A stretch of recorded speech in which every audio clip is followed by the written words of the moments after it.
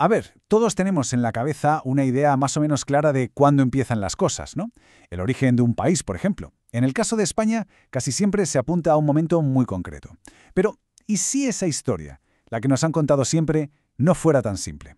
La fuente que vamos a desgranar hoy nos invita a darle una vuelta de tuerca a esa idea y a preguntarnos algo fundamental. ¿Cuándo, pero cuándo de verdad, empezó España? Y aquí está la pregunta del millón, la que lo pone todo en marcha. ¿Puede una nación nacer de una boda real? Suena a cuento de hadas, ¿verdad? Muy bonito, muy simbólico, pero la historia, ya sabemos, suele ser bastante más enrevesada. Vamos a usar esta pregunta como una especie de lupa para examinar de cerca ese relato tradicional. La historia que casi todos aprendimos en el cole empieza aquí. Siglo XV. Isabel I de Castilla y Fernando II de Aragón, los famosos reyes católicos, se casan. Y ¡pum! Este momento se nos presenta como el kilómetro cero de España. Es el punto de partida oficial, el que está grabado a fuego en el imaginario colectivo. Pero es justo aquí donde la fuente que estamos analizando mete el dedo en la llaga. A ver, nos pregunta, en aquel momento, en el siglo XV, ¿qué era exactamente Hispania? ¿Era ya una idea política, una nación en ciernes, o era simple y llanamente un nombre en un mapa, un término geográfico para referirse a la península, lo que la fuente llama de hecho un accidente geográfico? Ojo a la diferencia. Y esto nos lleva directamente al primer gran argumento. Lo que se formó entonces no fue un reino unificado llamado España. Fue algo muy, muy distinto. Un imperio, sí, pero basado en una unión de coronas, no en un único reino. Para entender esto hay un concepto clave: monarquía compuesta. Fijaos bien en la definición. Tenemos un solo monarca, sí, pero que reina sobre un montón de estados diferentes y separados. Y aquí está lo crucial. Cada uno de esos territorios, ya fuera Castilla, Aragón, Nápoles o cualquier otro, conservaba sus propias leyes, sus propias instituciones, sus propios parlamentos, los famosos fueros. O sea, no era una fusión, era más bien como un llavero con muchas llaves distintas. Cada una abría una puerta diferente. Y que nadie piense que esto fue algo temporal, un apaño de unos pocos años. ¡Qué va! Esta estructura se mantuvo durante siglos. No estamos hablando de un reino, sino de dinastías que gobernaban sobre una colección de territorios. Primero los Trastámara en el XV, con las coronas de Castilla y Aragón por separado. Luego vinieron los Habsburgo, que llegaron a gobernar un imperio de 17 estados distintos. E incluso después, con los Borbones en el siglo XVIII, se continuó con esta idea de unión dinástica. Y aquí viene un dato que la fuente presenta como una prueba casi irrefutable. A ver, pensemos en Carlos I, o Carlos V para el imperio. Era rey de Castilla, de Aragón, de León, de las dos Sicilias, de un montón de sitios. Pero, ¿sabéis qué título no usó nunca de forma oficial? Rey de España. Exacto, ni él, ni ningún Habsburgo, ni los primeros Borbones. La palabra España no figuraba en sus títulos oficiales. Y esto es importantísimo. Si los propios reyes no se llamaban a sí mismos reyes de España, ¿de qué España estábamos hablando entonces? Y para que veamos que esto no es solo una curiosidad de un libro de historia, mirad esta cita. Es de una sentencia del Tribunal Supremo Español, de 2017, de hace 4 días, como quien dice. El tribunal dice textualmente que a los títulos nobiliarios de la Corona de Aragón no se les puede aplicar la ley castellana. Es una demostración perfecta de cómo esa separación histórica, esa estructura de reinos distintos, sigue teniendo ecos y consecuencias legales a día de hoy.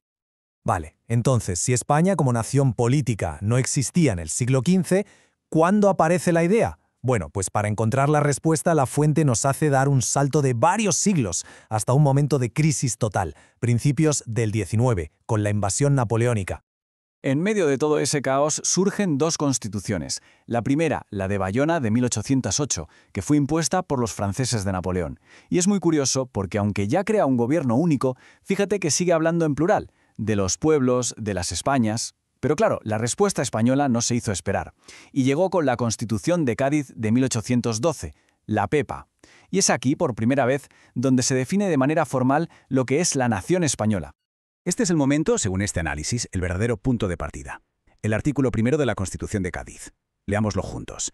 La nación española es la reunión de todos los españoles de ambos hemisferios. La clave aquí es la propia necesidad de ponerlo por escrito, de definirlo. Para la fuente, si tienes que definirlo, es porque antes, como concepto político formal, no existía. Se está inventando, se está creando, en este preciso instante. Ahora bien, ¿qué tipo de nación era esta que acababa de nacer sobre el papel? ¿Era una nación de todos? Pues la fuente subraya un dato bastante demoledor. Menos del 1%. Menos del 1% de los hombres, solo los que tenían un nivel de riqueza muy alto, tenían derecho a voto. O sea que era una nación definida y dirigida por una élite minúscula. Pero claro, Una cosa es tener una idea escrita en una constitución y otra muy distinta es convertirla en una realidad. ¿Cómo se pasó del papel al mapa? Pues la fuente aquí es muy tajante. La creación de esta nueva nación centralizada no fue un proceso pacífico ni mucho menos dialogado. Fue literalmente un proyecto forjado a sangre y fuego, liderado por generales y a través de varias guerras civiles. El análisis describe un proceso que se puede resumir en 4 pasos. Primero, ganar las guerras internas. Ahí están las guerras carlistas, que básicamente enfrentaron 2 modelos de Estado completamente distintos. Segundo, destruir las leyes propias de cada territorio, los fueros, para imponer un único sistema legal para todos. Tercero, centralizar todo el poder, que pasó de la vieja aristocracia a manos de una nueva plutocracia y sobre todo de los militares.